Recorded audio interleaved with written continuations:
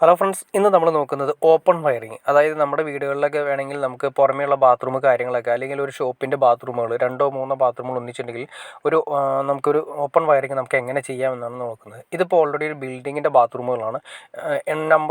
അതായത് എണ്ണം അടുപ്പിച്ച് ബാത്റൂമുകളാണുള്ളത് ഷോപ്പിൻ്റെ ആയതുകൊണ്ട്.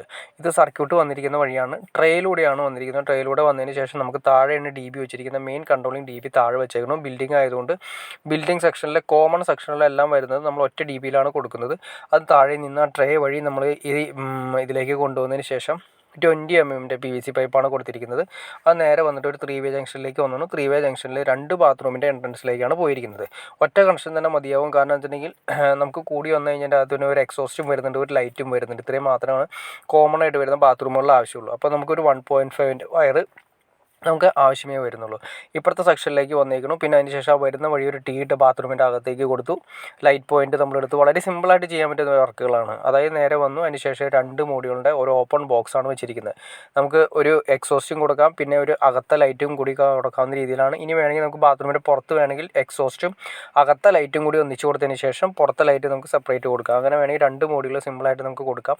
പിന്നെ കൊടുത്തിരിക്കുന്ന സ്പേസ് സാഡിലാണ് കൊടുത്തിരിക്കുന്നത്. കുറച്ചുകൂടി നീറ്റായിട്ട് ചെയ്യാൻ വേണ്ടിയിട്ടാണ് നമ്മൾ അങ്ങനെ കൊടുത്തിരിക്കുന്നത്. പിന്നെ അടിച്ചിരിക്കുന്ന പൈപ്പുകൾ എന്തെല്ലാം തന്നെ ISI പൈപ്പുകളാണ് കൊടുത്തിരിക്കുന്നത്. അതൊന്ന് ശ്രദ്ധിക്കണം, നല്ലതാണ്. കാരണം ഈ വെയിൽ കാര്യങ്ങളൊക്കെ അടിക്കുന്ന സ്ഥലത്ത്, സൂര്യപ്രകാശമൊക്കെ ഒരുപാട് അടിക്കുന്ന സ്ഥലത്ത് നല്ല ക്വാളിറ്റി പൈപ്പ് അടിച്ചില്ലെങ്കിൽ കുറേ നാളുകൾ കഴിയുന്ന സമയത്ത് അത് വളഞ്ഞ് പോകാനുള്ള ചാൻസസ് കൂടുതലാണ്.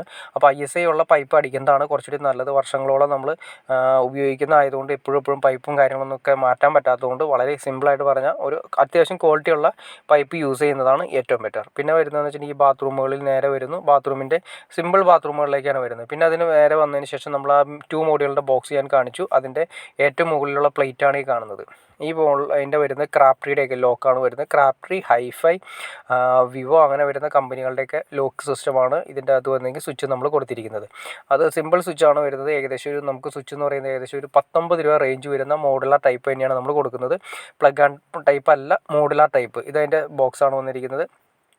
ഈ ബോക്സിൻ്റെ അതിൻ്റെ ഫ്രണ്ട് പാനലാണ് വരുന്നത്. അതിന് നമ്മൾ ഭിത്തിയിൽ ഉറപ്പിച്ചതിന് ശേഷം ഇത് വെച്ച് ടൈറ്റ് ചെയ്യുന്നു.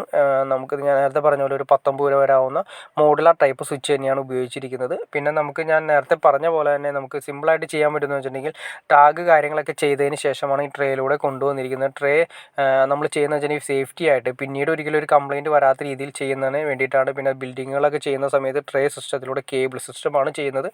അതിൻ്റെ കൂടെ തന്നെയാണ് നമ്മൾ ഈ സെപ്പറേറ്റ് ഡി ബിയിൽ നിന്നും താഴത്തെ ഫ്ലോറിൽ നിന്നുള്ള ഡി ബിയിൽ നിന്നും കോമൺ ഏരിയ ബാത്റൂം ആയതുകൊണ്ട് കോമൺ ഏരിയയിലേക്ക് എല്ലാം കോമൺ കണക്ഷൻ തന്നെ കൊടുത്തിരിക്കുന്നത്.